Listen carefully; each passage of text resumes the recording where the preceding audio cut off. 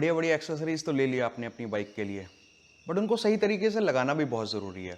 In today's video, I'm going to tell you how to wear electrical accessories to your bike in the right way, just to make sure that it won't backfire in the longer run. If this is your first time watching me, don't forget to hit that subscribe button. Welcome to Dieselhead. This is Vivek. Let's roll the video, fellas.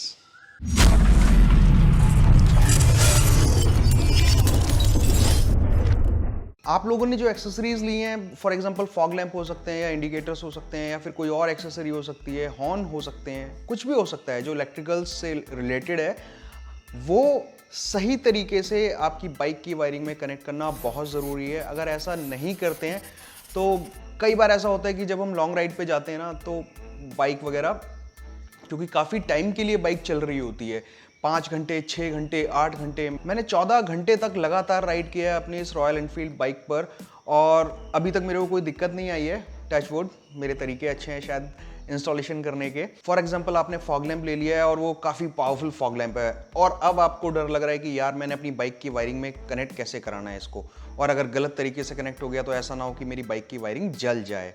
ये बड़ा common है scenario, कई बार ऐसा होता है। कई बार installation इतना गलत तरीके से किया गया होता है कि एक्सेसरी की कोई गलती नहीं होती है, फिर भी आपकी बाइक की जो वायरिंग है वो जल जाती है। तो हमारा जो ये इग्निशन है वो किसी भी बाइक का, ज़रूरी नहीं है सिर्फ रॉयल एनफील्ड का, किसी भी बाइक का जो इग्निशन होता है उसमें मोस्टली 2 तार होते हैं। एक होता है इनपुट और दूसरा होता है output. As simple as that. जो इनपुट होता है वो डायरेक्टली बैटरी से आ रहा होता है। इग्निशन में एक स्विच होता है, जैसे ही हम चाबी को घुमाते हैं वो स्विच क्लोज हो जाता है और क्लोज होते ही सर्किट पूरा हो जाता है।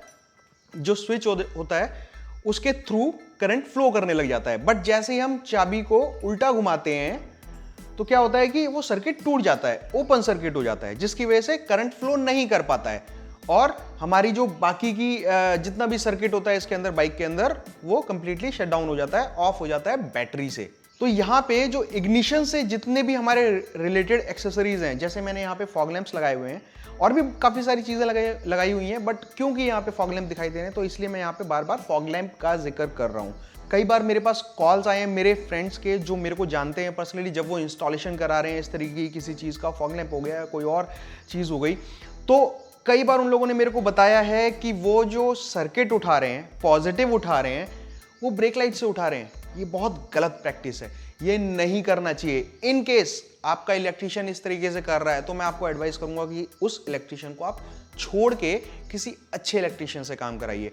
जो मैंने एक वीडियो बनाया था ना, मियाँ जी का मैंने रेफरेंस दिया था, वहाँ पे मियाँ जी का मैंने शॉप दिखाई थी, वो एक्चुअली बहुत अच्छे तरीके से काम करते हैं। वो इसी तरीके से काम करते हैं जो मैं आपको तरीका यहाँ पर बता रहा हूँ, और ये बहुत अच्छा तरीका है। तो यहाँ पर मैंने जो चीज़ देखी, ये जो बाकी इलेक्ट्रिशियंस फॉलो करते हैं, उसमें उनका लॉजिक पता है क्या होता है कि जो आपका मेन लाइन है इसमें फ्यूज लगा होता है और एक्सेसरी जो आप इंस्टॉल करोगे, फ्यूज अगर ब्लो हो गया, फ्यूज अगर उड़ गया तो आपकी वो एक्सेसरी या फॉग लैंप काम नहीं करेगा।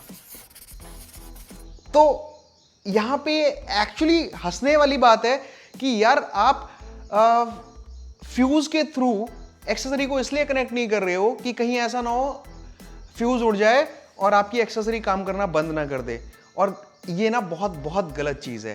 फ्यूज का क्योंकि काम ही ब्लो होना होता है, जलना ही काम होता है फ्यूज का, उड़ना ही काम होता है। अगर फ्यूज नहीं उड़ रहा है तो प्रॉब्लम है। अगर आपके सर्किट में कहीं भी कोई भी दिक्कत है तो फ्यूज का उड़ना is far more better than frying your wiring. Wiring जलने से अच्छा है कि आपका फ्यूज बार बार उड़े, और जब आपका फ्यूज बार बार उड़ता है तो उसका मतलब यह है कि आपकी एक्सेसरी सही तरीके से इंस्टॉल नहीं की गई है, या तो कहीं कोई शॉर्ट सर्किट है या फिर ओवरलोड हो रहा है।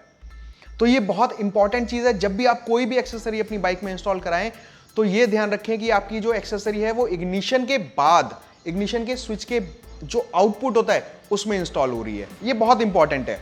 इस तरीके की एक्सेसरीज, फॉग लैंप हो गया, रियर फॉग लैंप हो गया, या फिर सिमिलर इस तरीके के सिमिलर, जैसे मेरा चार्जर लगा हुआ है, यहाँ पे मोबाइल चार्जर लगा हुआ है, तो ये सारी एक्सेसरीज जो आपको इंस्टॉल करनी है ना, वो इग्निशन पर इंस्टॉल करनी है। मतलब इग्निशन का जो आउटपुट होगा, यहाँ पर जो इग्निशन, जैसे चाबी का जो तार होगा, चाबी में 2 तार जाते हैं, चाबी का जो लॉक होता है उसके अंदर 2 तार होते हैं, उसमें से जो आउटपुट वाला वायर होगा, और मान लीजिए फॉर एग्जांपल आप ये सोच रहे हैं कि यार मेरे को पता कैसे लगेगा कि आउटपुट वायर कौन सा है, तो आप यहाँ पे ये कर सकते हैं कि कोई भी बल्ब ले लीजिए, डीसी बल्ब ले लीजिए और उसको बाइक के किसी भी इंजन वाले पार्ट पे या फिर अनपेंटेड नॉन पेंटेड सरफेस पे टच कीजिए एक तरफ, और दूसरा जो वायर है आप इग्निशन पे लगा के देखिए।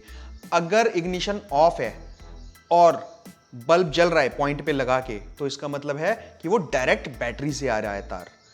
वहां पे आपको एक्सेसरी नहीं कनेक्ट करनी है। कुछ एक्सेसरीज होती हैं जो वहां पे भी कनेक्ट करनी होती हैं, वो हम किसी और दिन बात करेंगे उसके बारे में, और वो मोस्टली डिपेंडेंट एक्सेसरीज होती हैं, तो वहां पे हमें कनेक्ट नहीं करना है। हमें कहां कनेक्ट करना है? जब आप दूसरे तार पे वो अपना बल्ब कनेक्ट करेंगे और वो नहीं जलता है, तो आपको वहां पे कनेक्ट करना है। ध्यान रखिएगा, यहां पे इग्निशन जो है वो ऑफ होना चाहिए, ठीक है। तो आपको यहां से पता लग जाएगा कि आउटपुट कौन सा है इग्निशन का। अब वहां पे आप फॉग लैंप, DRL, जो भी एक्सेसरीज आप इंस्टॉल करना चाहते हैं ना, वो आप वहीं पे इंस्टॉल कीजिए। और आपको ये कैसे पता लगेगा कि ये वाली मेरी एक्सेसरी जो है वो डिपेंडेंट है या फिर स्टैंड अलोन एक्सेसरी है? तो आपको एक सिंपल सा काम करना है। अगर जो आपकी एक्सेसरी के अंदर सिर्फ 2 तार हैं, तो आपको करना ये है, बैटरी के टर्मिनल्स पे टच कीजिए। सिंपल बैटरी कनेक्टेड ना हो, बाहर निकालिए, उस पर कनेक्ट करके देखिए, या फिर कनेक्टेड भी हो तो भी कोई खास फर्क नहीं पड़ेगा, बस थोड़ा सा ध्यान रखना पड़ेगा आपको कनेक्शन के टाइम पे। तो एक्सेसरी को बैटरी के टर्मिनल पे कनेक्ट करके देखिए, अगर वो काम कर रही है जैसे उसे करना चाहिए, तो यानी वो स्टैंड अलोन एक्सेसरी है। बट अगर किसी एक्सेसरी में 2 से ज्यादा तार हैं और वो आप बैटरी पे कनेक्ट करते हैं और वो उस तरीके से काम नहीं कर रही है जिस तरीके से काम करने के लिए उसे बनाया गया है, तो यानी वो स्टैंड अलोन एक्सेसरी नहीं है, वो डिपेंडेंट एक्सेसरी है।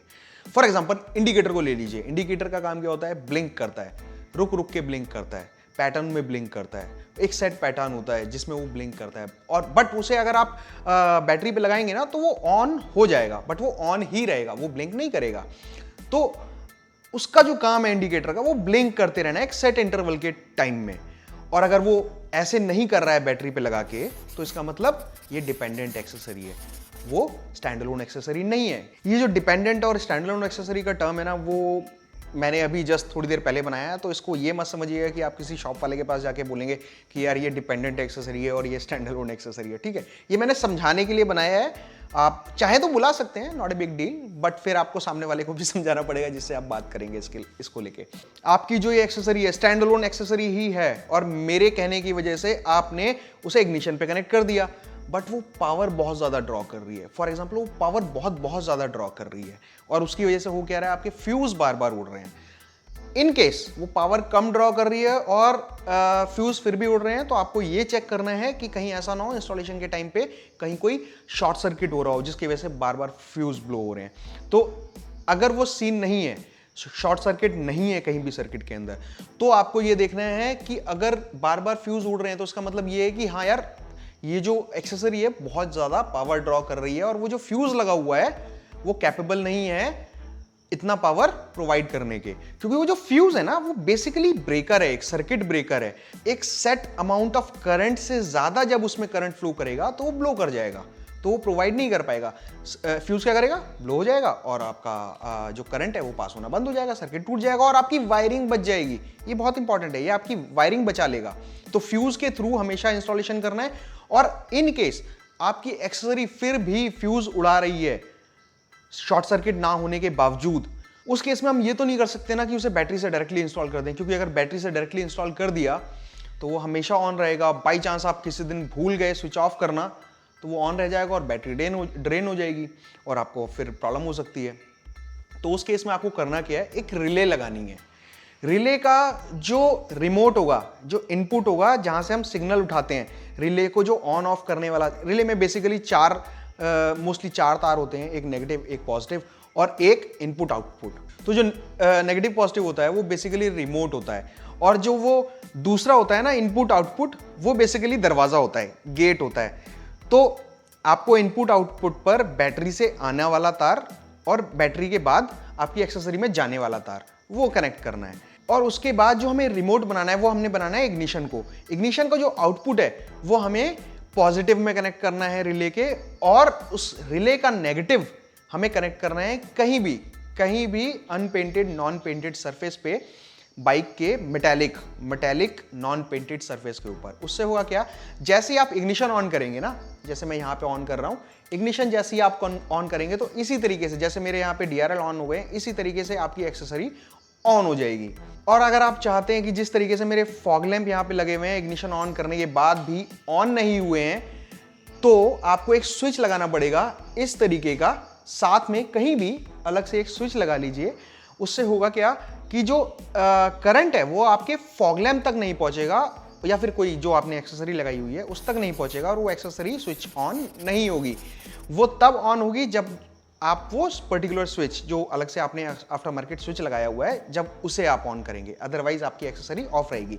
बट अगर आप डायरेक्टली कनेक्ट कर देंगे जैसे यहाँ पे मैंने किया है, तो आपकी एक्सेसरी ऑन हो जाएगी। जैसे आप रूट्स के हॉर्न लगाते हैं इसके अंदर, उसमें कई बार देखा होगा आपने, जो इलेक्ट्रिशियंस होते हैं वो रिले लगा देते हैं। कुछ उसी तरीके से करना है, बट वहां पे क्या होता है, हॉर्न का जो बटन होता है वो रिमोट का काम करता है। यहाँ पे जो हमारा इग्निशन है, जो ये चाबी से हमारा ऑन ऑफ होने वाला जो इग्निशन है, इसको हमने रिमोट की तरह यूज करना है।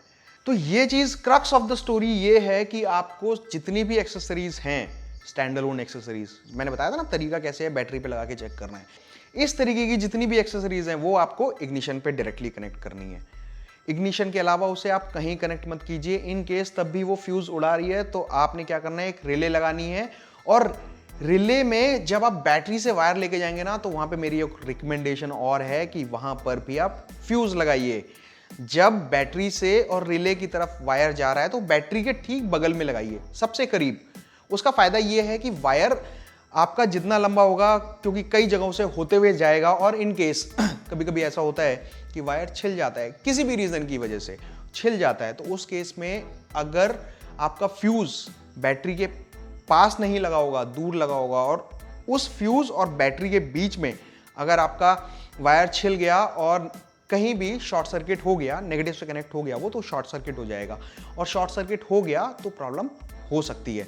उस चीज से बचने के लिए हमको करना यह है कि जो फ्यूज है वो हमें बैटरी के सबसे करीब लगाना है। तो आपने देखा ये कितना इंपॉर्टेंट है कि आप अपनी बाइक की जितनी भी एक्सेसरी इंस्टॉल कर रहे हैं वो आप इग्निशन के थ्रू ही इंस्टॉल कीजिए।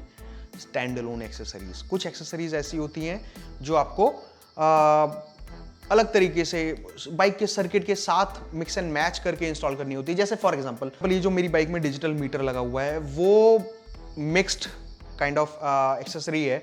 उसमें मेरे को डायरेक्ट बैटरी का वायर भी चाहिए जिससे इसकी सेटिंग्स हैं वो सेव रहें, और मेरे को इग्निशन के थ्रू भी वहाँ पे सर्किट चाहिए कि जब मैं ऑन करूँ मेरा मीटर तभी ऑन हो। और इसके अलावा जो टैंक में लो फ्यूल इंडिकेटर लगा हुआ है उसका भी मेरे को सर्किट इसके अंदर चाहिए। तो ये काफ़ी कॉम्प्लेक्स टाइप का एक्सेसरी है। आपने सारे तरीके जो मैंने बताए, सारी प्रिकॉशन आपने ले ली, उसके बाद हो ये रहा है कि आपका जो फ्यूज़ है वो फिर भी ब्लो हो रहा है। मेन बाइक का नहीं, मेन बाइक का फ्यूज़ ब्लो नहीं होगा। अगर ब्लो हो रहा है तो आपको रिले इंस्टॉल करनी है, बट रिले के अंदर भी आपको एक फ्यूज़ इंस्टॉल करना है। इन केस आपकी जो रिले में फ्यूज लगा हुआ है, रिले के जो इनलाइन फ्यूज लगा हुआ है, वो बार बार ब्लो हो रहा है आपकी एक्सेसरी की वजह से, और आपने ये मेक श्योर कर लिया है कि आपकी जो वायरिंग है वो कहीं भी शॉर्ट नहीं हो रही है, तो उस केस में आपको करना क्या है, जो फ्यूज है जो आपने रिले के साथ इनलाइन लगाया है, उस फ्यूज़ की आप वैल्यू इंक्रीज करेंगे। फॉर एग्जांपल 5 एम्पियर का होगा तो 10 एम्पियर करेंगे, 10 का होगा तो 12 करेंगे, 15 करेंगे, 20 करेंगे। वो तब तक बढ़ाते रहेंगे जब तक आपकी एक्सेसरी फ्यूज़ को ब्लो करना बंद ना कर दे। आई होप ये बहुत ज़्यादा कॉम्प्लेक्स नहीं था। मैंने इन चीज़ों को काफ़ी सिंपल रखने की कोशिश की है, और मैंने कोशिश की है काफ़ी अच्छे से मैं इसको इलेबरेट करूँ, और आई होप मैंने किया भी है। Comment in the comment section if you have any queries or suggestions. If you enjoyed watching this content, smash that like button and we'll be meeting in the next video.